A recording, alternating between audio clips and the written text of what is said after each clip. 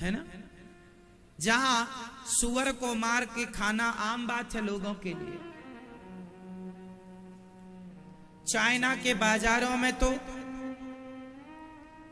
वहां आंवले का और आम का अचार नहीं मिलता, वहां तो टिड्डी का अचार, मेंढक का अचार, कछुए का अचार, सांप का अचार ये मिलता है। बोलो हाँ या ना। हिंदुओं को छोड़ दीजिए तो अन्य धर्मों में जीव को खाया जाता है पेट भर के, लेकिन हिंदू ऐसा है जो चींटियों को भी दाना डालता है। बोलो हाँ या ना। हमारा धर्म इतना श्रेष्ठ है, आप किसी भी धर्म से तुलना कर लीजिए। अन्य धर्मों में बकरे को मारने की आज्ञा होगी, हमारे हिंदू धर्म में कोई आज्ञा नहीं है। यदि कुछ लोग हिंदू भी बकरा मारते हैं देवी देवताओं के नाम पर, वह मनमानी करते हैं, हमारे शास्त्रों की तरफ से आज्ञा नहीं है, हमारे वेदों ने आज्ञा नहीं दी, वो तो आप मनमानी करें। तो अब देखो कुछ बेटे अपने माँ बाप को भी मारने लग जाएं, घर से निकाल दें, तो ऐसा कहीं लिखा थोड़ी है कि तुम अपने माँ को निकाल दो, लेकिन लोग निकालते हैं, वह मनमानी कर रहे हैं। अब जिन्हें धर्म मानना ही नहीं है, कसम खाए बैठा है, रावण जैसे लोग, कितना भी कोई समझाए मानना ही नहीं है, तो जब कोई माने ही ना तो फिर क्या कर सकते हैं, आप ही बताओ। इसलिए हमारे हिंदू धर्म में कहीं हिंसा का कोई स्थान नहीं है। बोलो है क्या? आपको क्या लगता? हमारे यहाँ गाय को मारकर नहीं खाया जाता, हमारे यहाँ तो गाय की सेवा की जाती है। पहली रोटी भारत का जो हिंदू है, भारत का नहीं, दुनिया के किसी भी कोने में जो सनातनी हिंदू होगा वह पहली रोटी गाय की जरूर निकालता होगा। ये गाय का भी जो ख्याल रखे, जो आखिरी रोटी कुत्ते की निकाले। अमेरिका में तो आज कुत्ता पालने का बहुत बड़ा ट्रेंड है। अमेरिका जैसे देशों में कुत्ता पालते हैं, वहां कुत्ता पालने का फैशन आज लागू हुआ। हमारे यहाँ तो अनादि काल से कुत्ता पालने का फैशन नहीं है, कुत्ते को रोटी खवाने का फैशन है कि आप कुत्ते को रोटी देते रहिए। हमारे यहाँ तो जीव की सेवा होती है। हमारे यहाँ हिंदू धर्म में हम लोग नदियों की पूजा करते हैं, माना की पूजा करते हैं, पर कुछ लोग अब गंदा करें नदियों को। तो अब देखो आज के जो पढ़े लिखे लोग हैं वो लोग ही सही नीति नहीं बना पा रहे हैं, तो हम क्या करें? नदियों को शुद्ध करने का मैंने कितनी बार उपाय दिया है देश को। यदि सरकारें मेरे उपाय पे काम करें तो आज ही नदियां शुद्ध हो जाएं। देखिए ना नदियां कितनी गंदी पड़ी हैं। नदियों को गंदा होने से बचाया जा सकता है। कैसे बचाया जा सकता है? हर बड़े बड़े शहर का नाला नदियों में मिल रहा है। हजारों घरों का जो गंदा पानी है, लाखों घरों का गंदा पानी है, वो बड़े नाले में इकट्ठा हो रहा है और बड़ा नाला जाकर के यमुना जी में या गंगा जी में या अन्य नदियों में गिर जाता है। तो नदियां हो गई अशुद्ध।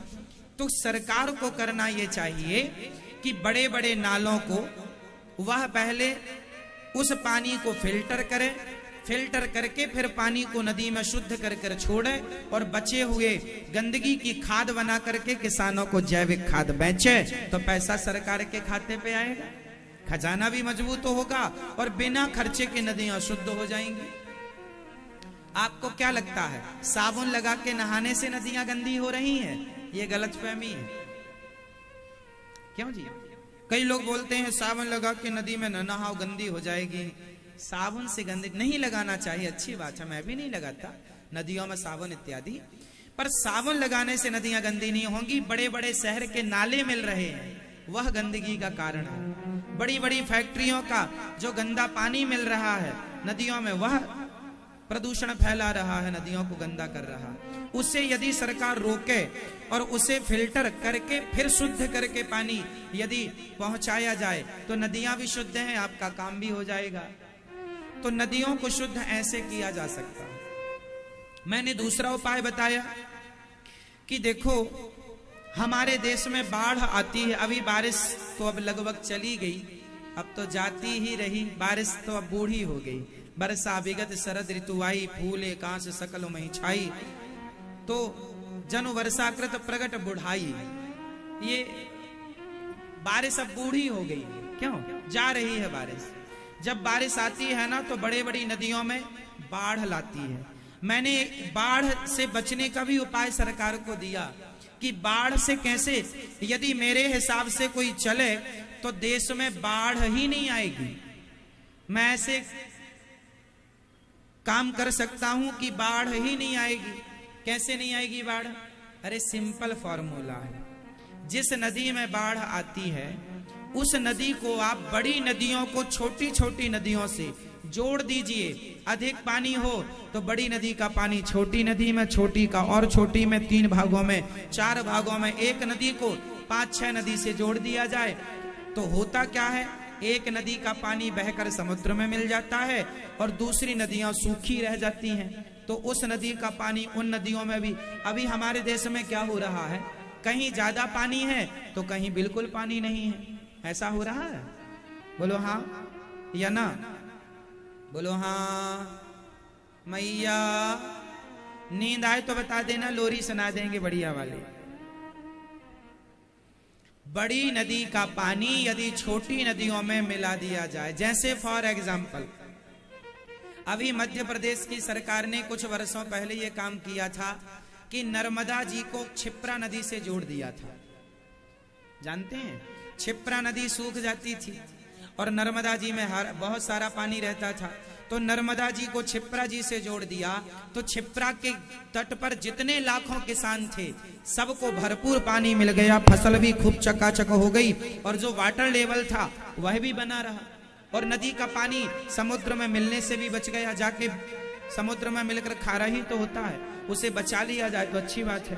तो बड़ी नदियां यदि छोटी नदियों से कनेक्ट हो जाएं तो अपने आप बाढ़ खत्म हो जाएगी कि नहीं? बोलो हाँ या ना? बोलो हाँ। सही उपाय है कि गलत उपाय? हजारों किसानों को लाभ मिल जाएगा, पानी का स्तर बढ़ जाएगा। जो पानी आज जमीन के अंदर अत्यधिक नीचे चला गया है, वाटर लेवल हमेशा नीचे जाता ही चला जा रहा है, उसे ऊपर लाने का प्रयास हम सबको करना चाहिए। जल का संरक्षण करना चाहिए और ये नदियों को नदियों से जोड़ना अच्छा उपाय है मेरे हिसाब से। सरकार जो नहर बना रही है वो भी अच्छा है। तो हम हिंदू लोग ऐसे हैं जो नदियों की पूजा करते हैं, समुद्र की पूजा करते हैं, पेड़ों की पूजा करते हैं, वृक्षों की। एक हिंदू ही है जो सबकी पूजा करता है। यहाँ नदियां पहाड़ तक की पूजा करता है, इसलिए वह धर्म ही सबसे श्रेष्ठ है। जहाँ जहाँ हिंसा की बात ना हो, जहाँ अहिंसा की बात हो, अहिंसा ही परमो धर्म। जहाँ मारने की नहीं, जहाँ बचाने की बात हो, वही धर्म श्रेष्ठ है। इसलिए सनातन धर्म श्रेष्ठ है और सनातन धर्म साइंटिफिक धर्म है, साइंटिफिक है। साइंस, आप यदि साइंस जानते हैं तो हमारे सनातन धर्म में साइंस पूरा भरा पड़ा है। साइंस कितना गहरा है हमारे धर्म से जुड़ा हुआ, जरा समझिएगा। साइंस के पास इतिहास मौजूद है, हड़प्पा संस्कृति और मोहनजोदड़ो। हमारे यहाँ वेद पुराणों में 5000 साल पुरानी द्वारिका प्राप्त हो चुकी है। आपको विदित है, जानकारी है इस बात की? द्वारिका कितने साल पुरानी है? उत्तर दो मेरी माँ। भैया बताओ, द्वारिका कितने साल पुरानी?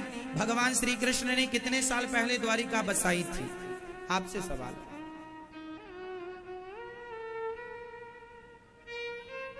कितने साल पहले? 5000 साल। भगवान श्री कृष्ण को आए धरती पर लगभग 5500 साल हो चुके हैं। तो इसी दौरान भगवान जी ने द्वारिका बसाई थी।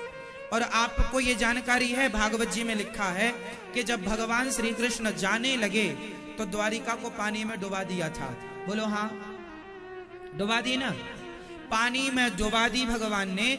और वही पानी में डूबी हुई द्वारिका, आपको पता है 1-2 साल पहले भारत के वैज्ञानिकों ने द्वारिका नगरी खोज ली। समुद्र के अंदर एक नगरी मिली है मैया, ऐसा हम नहीं कह रहे हैं, सारी दुनिया के वैज्ञानिकों ने रिसर्च की है। आपने ये न्यूज सुनी?